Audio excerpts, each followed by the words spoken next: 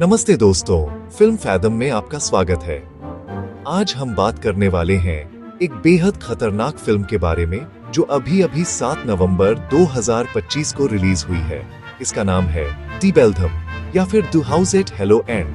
यह एक psychological horror film है जो आपके दिमाग को झकझोर कर रख देगी। तो चलिए शुरुआत करते हैं। द बेल्धम एक अमेरिकी साइकोलॉजिकल हॉरर फिल्म है जिसे एंजेला गुल्नर ने लिखा और निर्देशित किया है। यह उनकी पहली फीचर फिल्म है निर्देशन के क्षेत्र में। फिल्म में मुख्य भूमिकाएं निभाई हैं पेट्रिशिया हीटन ने सेडी का किरदार, केटी पार्कर ने हार्पर का किरदार जो कि मुख्य किरदार है, एम्मा फिट्जपैट्रिक ने बेट का किरदार और कॉर्बिन बर्नसेन ने फ्रैंक का किरदार। फिल्म की अवधि 1 घंटा 25 मिनट है, यानी 85 मिनट। इसे निर्माण कंपनियां रेबेलियम फिल्म्स और विकेड मिथ फिल्म्स ने बनाया है। फिल्म अक्टूबर 2024 में सिटजस इंटरनेशनल फैंटास्टिक फिल्म फेस्टिवल में प्रीमियर हुई थी। अब समझते हैं कि बेल्धम शब्द का क्या मतलब है। फिल्म की शुरुआत में ही एक टाइटल कार्ड दिया गया है जो हमें बताता है बेल्धम का अर्थ है एक बुजुर्ग औरत, एक डायन या एक राक्षसी। अंग्रेजी फोकलोर में बेल्धम एक ऐसी आत्मा या प्राचीन माता की कल्पना को दर्शाता है जो नवजात बच्चों की आत्मा को निकाल लेती है। वह बुराई का प्रतीक है और पीढ़ियों का अभिशाप लेकर चलती है।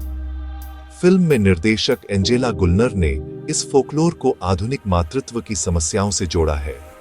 यानी कि फिल्म को देखते हुए हम यह समझ जाएंगे कि बेल्धम सिर्फ एक प्राचीन डायन नहीं है, बल्कि यह कुछ और गहरा है। अब आते हैं फिल्म की कहानी पर। हार्पर यानी केटी पार्कर एक युवा माता है जिसके पास 6 महीने का बेटा क्रिस्टीन है। हाल ही में हार्पर को एक मानसिक आघात से गुजरना पड़ा है।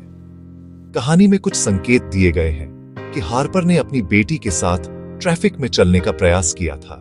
वह पोस्टमार्टम साइकोसिस से जूझ रही है, इसलिए उसकी माता सेडी यानी पेट्रिशिया हीटन ने फैसला किया कि हार्पर को अपने पारिवारिक घर पर आना चाहिए ताकि वह ठीक हो सके।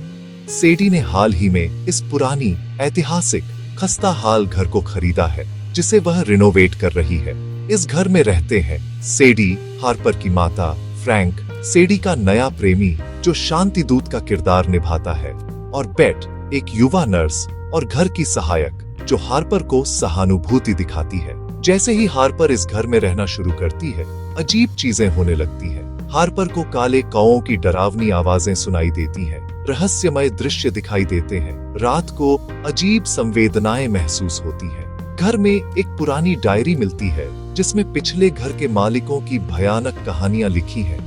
एक डायन या राक्षसी आकृति घर में घूमती दिखाई देती है।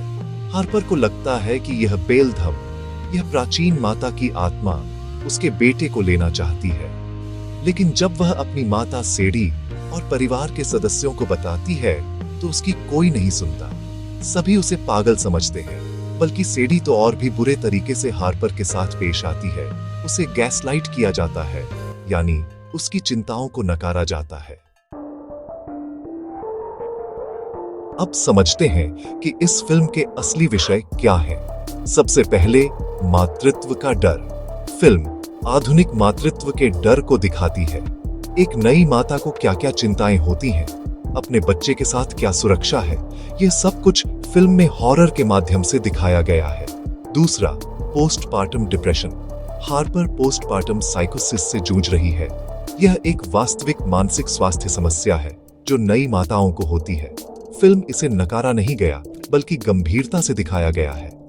तीसरा, पीढ़ीगत आघात यानी जेनरेशनल ट्रॉमा। निर्देशक एंजेला गुल्नर ने अपनी दादी से प्रेरणा ली थी। फिल्म माता बेटी के रिश्ते को दिखाती है और कैसे पारिवारिक समस्याएं पीढ़ी दर पीढ़ी चलती हैं। यह सेडी और हार्पर के बीच का तनाव दिखाता है। चौथा, मातृत्व पर संदेह। क्या हार्पर सच में कुछ देख रही है या फिर यह उसके दिमाग में सब कुछ है? फिल्म इस अस्पष्टता को बनाए रखती है, जैसे कि द येलो वॉलपेपर कहानी जिसे शार्लेट पर्किंस गिलमैन ने लिखा था। और आखिर में माता का नियंत्रण।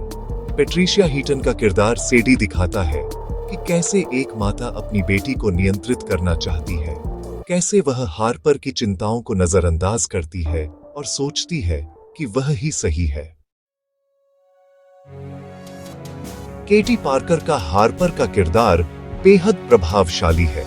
वह माइक फ्लैनेगन की कई फिल्मों में काम कर चुकी है और यहाँ वह अपनी शक्तिशाली अभिनय से दर्शकों को भावनात्मक स्तर पर हिलाकर रख देती है।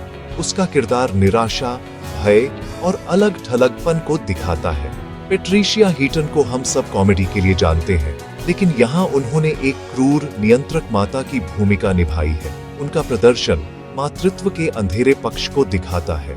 एम्मा फिट्जपैट्रिक का बेट, घर की सहायक, हार्पर के लिए एकमात्र सहानुभूति वाली व्यक्ति है। उनका गर्मजोशी और समझ फिल्म में एक भावनात्मक लंगर की तरह काम करता है। निर्देशक एंजेला गुल्नर ने अपनी पहली फीचर फिल्म में ही असाधारण काम किया है। उन्होंने पूरी फिल्म एक ही घर में रखी।